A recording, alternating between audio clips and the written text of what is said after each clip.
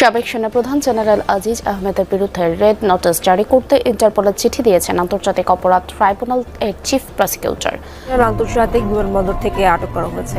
ভাটেরা থানা হয়ে ডিবি কার্যালয়ে নেওয়া হয় তাকে। বেনজির আহমেদের পর এবার গ্রেপ্তার সাবেক সেনাপ্রধান আজিজ।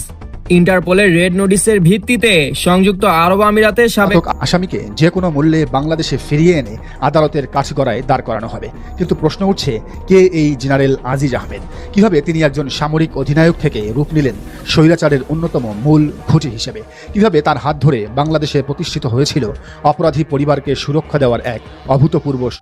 আসসালামু আলাইকুম। খুবই গুরুত্বপূর্ণ একটা ভিডিও নিয়ে হাজির হয়েছে, যে ভিডিও দেখলে আপনার ভিতরে অবাক করতে বাধ্য হবেন। পুরো নেট দুনিয়া তোলফার সৃষ্টি করে দিয়েছেন, সেই ভিডিওটা এখন আপনাদের মাঝে তুলে ধরবো। দর্শক, সাবেক সেনাপ্রধান আজিজ আহমদকে এয়ারপোর্ট থেকে ধরে আনা হয়েছে এবং তার উপরে কঠিন নোটিশ জারি করা হয়েছে। সেই অনুযায়ী তাকে ধরে এনে কি রিমান্ড নেওয়া হচ্ছে নাকি পরবর্তী গুরুত্বপূর্ণ একটি ভিডিও। না টেনে সম্পূর্ণ ভিডিওটা দেখুন। কথা না বাড়িয়ে চলুন দেখে আসি সেই গুরুত্বপূর্ণ ভিডিওটি। অবশ্যই ভিডিওটি ভালো লাগলে লাইক কমেন্ট শেয়ার করে দেবেন। চ্যানেল নতুন হলে চ্যানেলটি সাবস্ক্রাইব করে দিয়ে পাশে থাকা বেল বাটনটি অন করে দেন। ভালো থাকুন, দেখিতে।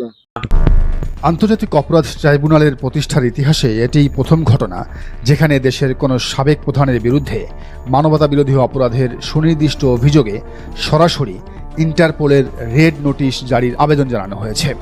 যার দিকে এই আইনি তীর নিক্ষেপ করা হয়েছে তিনি আর কেউ নন, সাবেক বিতর্কিত প্রভাবশালী সেনাপ্রধান জেনারেল আজিজ আহমেদ। 2013 সালের 5 মে রাতের সেই ভয়ঙ্কর স্মৃতি আজও দেশবাসীর মনে দাউ দাউ করে জ্বলছে। ঢাকার মতিঝিলের ঐতিহ্যবাহী শাপলা চত্বরে হেফাজতে ইসলামের ব্যানারে সমবেত হওয়া লাখ লাখ আলেম ওলামা এবং সাধারণ ধর্মপ্রাণ মানুষের উপর চালানো হয়েছিল শতাব্দীর অন্যতম নির্দয় ও রক্তক্ষয়ী সামরিক পুলিশি অভিযান। একই ঘটনার ধারাবাহিকতায় পরদিন নারায়ণগঞ্জের সিদ্ধিরগঞ্জেও চলে নির্বিচারে গুলিবর্ষণ। দীর্ঘ 1 দশক ধরে চাপা পড়ে থাকা সেই রক্তঝরা ঘটনার বিচারিক তদন্ত আজ অবশেষে আলোর মুখ দেখতে শুরু করেছে। আন্তর্জাতিক অপরাধ ট্রাইব্যুনালের চিফ প্রসিকিউটর আইনজীবী মোহাম্মদ আমিনুল ইসলাম সাংবাদিকদের কাছে আনুষ্ঠানিকভাবে নিশ্চিত করেছেন, তিনি জানান, পুলিশ সদর দপ্তরের আইজিপি এবং বাংলাদেশ পুলিশের ইন্টারপোল ন্যাশনাল সেন্টার ব্যুরো তথা এনসিবির দায়িত্বপ্রাপ্ত অতিরিক্ত আইজি বরাবর একটি সুনির্দিষ্ট আইনি চিঠি পাঠানো হয়েছে।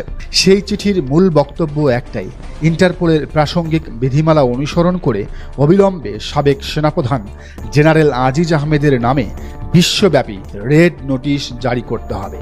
চিফ প্রসিকিউটরের ভাষ্যমতে, আন্তর্জাতিক অপরাধ ট্রাইব্যুনালের গোপনীয় তথ্য অনুযায়ী জেনারেল আজিজ আহমেদ ইতিমধ্যে দেশ ছেড়ে মধ্যপ্রাচ্য অথবা অন্য কোনো আন্তর্জাতিক ভূখণ্ডে গা ঢাকা দিয়েছেন। কিন্তু আন্তর্জাতিক অপরাধ ট্রাইব্যুনাল ও প্রসিকিউশন টিমের স্পষ্ট বার্তা, হত্যাকাণ্ড ঘটিয়ে কিংবা মানবতা বিরোধী অপরাধ সংগঠিত করে পৃথিবীর কোনো কোণাতেই আর নিরাপদ থাকা যাবে না। ইন্টারপোলের আন্তর্জাতিক নেটওয়ার্ক ব্যবহার করে এই পলাতক আসামিকে যে কোনো মূল্যে বাংলাদেশে ফিরিয়ে এনে আদালতের কাঠগড়ায় দাঁড় করানো হবে। কিন্তু প্রশ্ন উঠছে, কে এই জেনারেল আজিজ আহমেদ? কিভাবে তিনি একজন সামরিক অধিনায়ক থেকে রূপ নিলেন স্বৈরাচারের অন্যতম মূল খুঁটি হিসেবে? কিভাবে তার হাত ধরে বাংলাদেশে প্রতিষ্ঠিত হয়েছিল অপরাধী পরিবারকে সুরক্ষা দেওয়ার এক অভূতপূর্ব সাম্রাজ্য? আর কেনই বা মার্কিন সরকার থেকে শুরু করে আন্তর্জাতিক অপরাধ ট্রাইব্যুনাল সবাই আজ তার বিরুদ্ধে একজোট? আসুন ইতিহাসের পর্দা সরিয়ে উন্মোচিত করি শাপলা চত্বরের সেই কালো রাত, জেনারেল আজিজের পরিবার ভিত্তিক দুর্নীতির মহারাজ্য, জালিয়াতির দলিল এবং আন্তর্জাতিক রেড নোটিশের জটিল আইনি সমীকরণ। ঘটনাক্রমটি বুঝতে হলে আমাদের ফিরে যেতে হবে 2013 সালের 5 মের সেই অভিশপ্ত রাতে। ইসলামিক ভাবাবেগ এবং তৎকালীন সরকারের বিভিন্ন বিতর্কিত সিদ্ধান্তের প্রতিবাদে দেশের দূর দূরান্ত থেকে লাখ লাখ আলেম ওলামা, মাদ্রাসার কোমলমতি শিক্ষার্থী এবং সাধারণ তৌহিদি জনতা পদযাত্রা করে জমায়েত হয়েছিলেন মতিঝিলের শাপলা চত্বরে। দিনের আলো গড়িয়ে যখন রাত নামল, তখন হঠাৎ করেই চারপাশ ঘিরে ফেলা হলো। অভিযোগ রয়েছে, তৎকালীন বিজিবির মহাপরিচালক হিসেবে দায়িত্বে থাকা মেজর জেনারেল আজিজ আহমেদ এবং অন্যান্য আইনশৃঙ্খলা রক্ষাকারী বাহিনীর প্রধানদের নিয়ন্ত্রণে শুরু হয় এক বর্বর যৌথ অভিযান, অপারেশন ফ্ল্যাশ আউট। অন্ধকার নেমে আসার পর মূল বিদ্যুৎ সংযোগ বিচ্ছিন্ন করে দেওয়া হয়।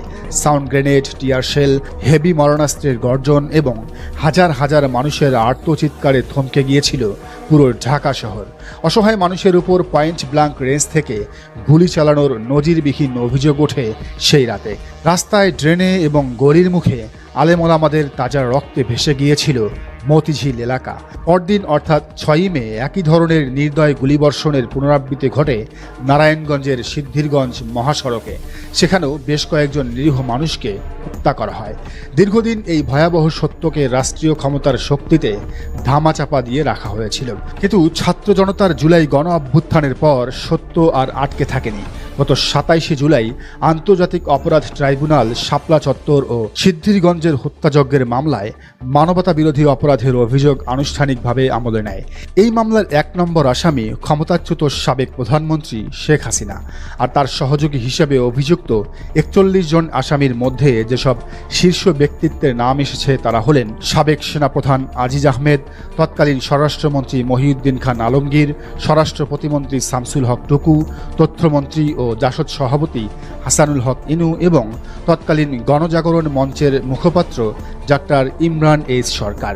ট্রাইব্যুনাল ইতিমধ্যে পলাতক আসামিদের বিরুদ্ধে গ্রেফতারি পরোয়ানা জারি করেছেন এবং অন্য মামলায় ইতিমধ্যেই গ্রেফতার থাকা আসামিদের ট্রাইব্যুনালে হাজির করার নির্দেশ দিয়েছেন। এই সুবিশাল মামলার প্রথম আন্তর্জাতিক ধাক্কাটি গিয়ে পড়ল বিদেশে পলাতক আজিজ আহমেদের উপর। জেনারেল আজিজ আহমেদ কেবল শাপলা চত্বরের অপরাধের সাথেই যুক্ত নন, তার সেনাপ্রধান থাকাকালীন সময়টা ছিল বাংলাদেশের সামরিক ও প্রশাসনিক ইতিহাসের সবচেয়ে বিতর্কিত অধ্যায়। 2021 সালের ফেব্রুয়ারি মাস আল জাজিরা মিডিয়া নেটওয়ার্কের ইনভেস্টিগেশন ইউনিট প্রকাশ করে একটি বোমা ফাটানো আন্তর্জাতিক অনুসন্ধানী প্রতিবেদন, all the prime ministers man. সেই প্রতিবেদনে বিশ্ববাসীর সামনে নগ্নভাবে ফুটে ওঠে কিভাবে রাষ্ট্রীয় ক্ষমতার শীর্ষ পদে থাকা একজন সেনাপ্রধান তার অপরাধী ভাইদের আন্তর্জাতিক নেটওয়ার্ক পরিচালনা করতে নিজের পদ ও পদবীকে ঢাল হিসেবে ব্যবহার করেছিলেন। প্রতিবেদনটিতে জেনারেল আজিজ আহমেদের ভাইদের অপরাধ। সম্মানিত দর্শক, আপনারা তো সম্পূর্ণ ভিডিওটা দেখলেন। দর্শক, ভিডিওটা দেখে বুঝতে পারলেন ভিডিওতে যে চাঞ্চল্যকর তথ্যগুলো রয়েছে, তথ্যগুলো অত্যন্ত গুরুত্বপূর্ণ ছিল, যা আপনাদের মধ্যে তুলে ধরেছি। খুবই গুরুত্বপূর্ণ ভিডিওটি না টেনে সম্পূর্ণ ভিডিওটা দেখেছেন মনে হয়। ভিডিওটা মূল বিষয়টি কমেন্ট বক্সে জানিয়ে দেবেন এবং কেমন লেগেছে সেই ভিডিওটা অবশ্যই কমেন্ট করবেন। ভালো থাকবেন, সুস্থ থাকবেন। নিয়ে আসবো আবার কোনো গুরুত্বপূর্ণ একটি ভিডিও, সেই জন্য চ্যানেলটাকে সাবস্ক্রাইব করে দিয়ে পাশে থাকা বেল বাটনটা অন করে দেবেন। ভালো থাকুন, সুস্থ থাকুন, দেখা হবে পরবর্তী ভিডিওতে।